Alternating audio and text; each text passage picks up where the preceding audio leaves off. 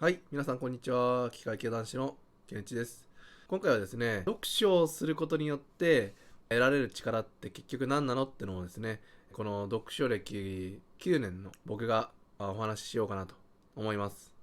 本当によく読書っていろいろとなんかメリットで挙げられてて、その語彙力が増えるとか、知識がつくで、情報を読み解く力、逆に情報を伝えるような力がつくとかって、いろいろと言われてるんですけども、やっぱりね、実際のところですね、正直言っちゃうと、今挙げたような力はですね、僕は正直あんまりピンとこないです。でも、これだけはもう間違いなく力がついたって言えるものがね、あるので、そちらをね、今日紹介しようと思います。なんやかんや読書っていうのは、なんか他の趣味と比べて、何か力がつくとか、そういうレベルがアップする、技術がアップするとかっていうのがね、なかなか見にくいっていうか、ついてるのかついてないのかよくわかんないところが多いと思うんですよ。釣りとかだったら大物を釣る技術とか、他のスポーツとか、スノボーとかだとスノボで技を決めたりとか、よりハイレベルな、より難易度の高い技とか、できることによってその技術っていうのが見えるんですけども、読書っていうのはね、なかなかそういう力がついてることがね、見にくい。力をつけるためにやってるわけではないと思うんですけど、でも自然とね、ついてくるようなものなので、今回のね、お話しする内容もちょっと参考になったら嬉しいなと思います。はい。ではですね、ズバリ、読書を9年続けてきた僕が思う、この力だけはもう間違いなくついたって言える力をですね、お話しします。それがですね、妄想力です。妄想力ってなんだよって思うかもしれないんですけども、その妄想って、ボケーっとして頭の中でね、いろんな自分のね、思い描く理想とかをずーっと頭でボケーって考えてるような妄想じゃなくてですね、今回お話しするような妄想力っていうのは、言ってしまえば、言い換えればですね、シミュレーション力っていうのかな、対人関係、対人じゃなくてもいいんですけども、これから自分がやろうとする行動に対して、いろいろとシミュレーションをね、あらかじめかける力、そういうものをね、今回想定してるんですけど、なんでね、読書をすることによって、この妄想力がついたかっていうお話を、まずしますとですね、読書っていうのは、ノンフィクションもありますけど、大体がフィクションで、現実世界に寄ってるものもあれば、ファンタジーみたいな SF みたいなもので、あまり現実世界に属してないものとかって、いろいろとあるんですけども、でも基本的には一応文字の情報だけで、こちらとしては文字の情報から頭の中で自分の中で情景とかシーンを描いてですね、それで物語を読み解いていくんですけど、その時にね、少しでもその現実世界に重なる部分があったり、自分の中で重なる部分、自分の過去の経験だったりとかと重なる部分、あとはもしくは、自分は経験してないけども、他人から聞いたり見たりしたような情報が読書をしている最中にフラッシュバック、頭の中でね、急に蘇ってきて、それで重ね合わせるっていうようなものがあったりとかして、結果的に自分の過去の体験をですね、頭の中でまた思い描いてですね、あの時こうしてればよかった、ああしてればよかったっていう風に、いろいろと頭の中でまた妄想するんですよね。なので、本当に読書をしててよくあるのが、なんかいつの間にかね、自分の過去の回想を勝手にやっちゃってて、もしあの時こうしてればとかっていう風にね、妄想したりともよくするんですけども、そういうことでね、読書をしてると、頭の中に思い描く力もそうなんですけど、やっぱその、現実世界にまだ起こり得てないとか、そういう風になってないんだけども、そういう妄想する力、頭の中で思い描く力っていうのがつくかなと思います。この妄想力だけはね、本当にさっき言った語彙力とか、なんか知識がつくとかっていう、そこら辺に比べて圧倒的にね、こういう妄想はね、増えたなって思いますね。妄想っていうかシミュレーションとかね、頭の中で思い描くっていうことがすごい増えたなって思います。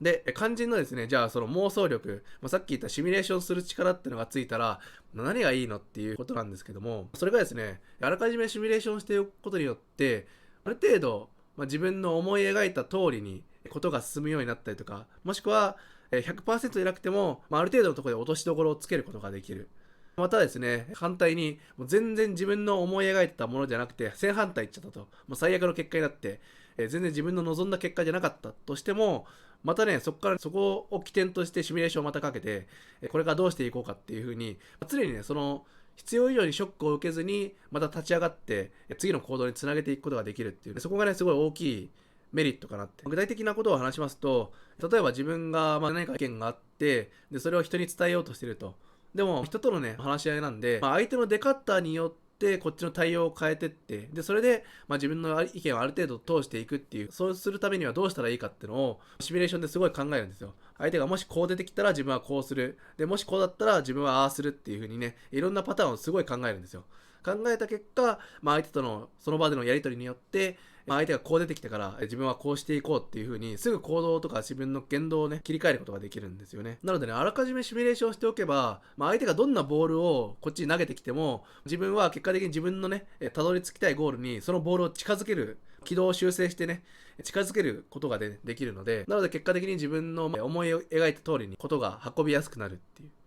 とは言っても、もう全然自分が想像してなかったことになり得るってすごい多いんですけども、そうなった時でもやっぱメリットがあってですね、もう最悪の結果になったとしても、またそこを起点としてね、シミュレーションかけて、じゃあこれからどうしていこうかっていう風にね、必要以上にダメージを受けない、ショックを受けないってことですね。いろんなシミュレーションをしてて、それによって準備をしてれば、必要以上に焦らなかったり、必要以上に不安にならなかったり、するんですよ。もちろん不安にはなるんですけどね、人間なんで不安にはなるんですけども、その不安の最中にも、じゃあもし本当に最悪の結果になったら次どうしようかっていうのをずっとシミュレーションかけてるような状態なんで、もちろん、喜怒哀楽人間なんであるんですけども、そこまで過剰にね反応することがない、もしくは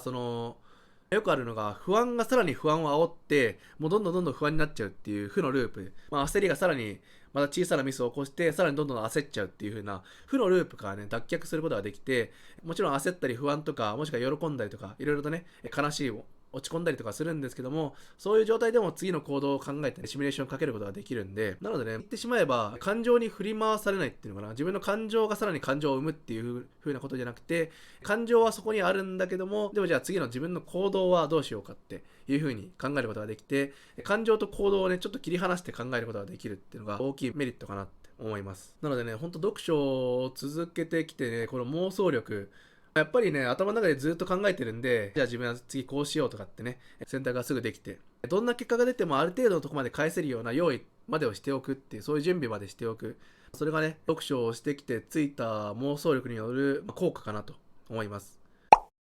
最後ね、ちょっと雑談なんですけども、今回ね、僕は妄想力っていう風に表現したんですけども、どうしてもね、想像力とかとね、シミュレーション力って言ってもよかったんだけど、妄想だなって。なんか想像とはまた違うんだよね。やっぱ妄想なんだよなと思って。なんとなくやっぱ想像っていうと、今まだここにないものを生み出すような、もしくはなんか掛け合わせてものを作るみたいな、そういう風な発想の転換っていう風なイメージなんですけど、妄想っていうのはあくまでも飛躍した考えじゃなくて、ただただ自分はA、B、C っていうプランを考えて、その中で結果的に現実世界でC っていうプランを選んだみたいな、そういうだけなんで、妄想によってね、考えがすごい発展していくっていうのはなくて、想像してどんどん発展させていくっていう風な、もちろんそういう力もね、そういう効果も本を読んでてばあるんですけども、想像力っていうか今回はね、妄想力に、着眼点を置いてお話ししたかったのでね、今回はそんな話をしました。はい。ではですね、今回は読書をして、この力だけは確実についたっていうことでね、この妄想力っていうのを上げました。少しでもね、参考になったら嬉しいなと思います。それでは、今回の動画はここまでになります。ご視聴いただきありがとうございました。また次回の動画でお会いしましょう。バイバイ。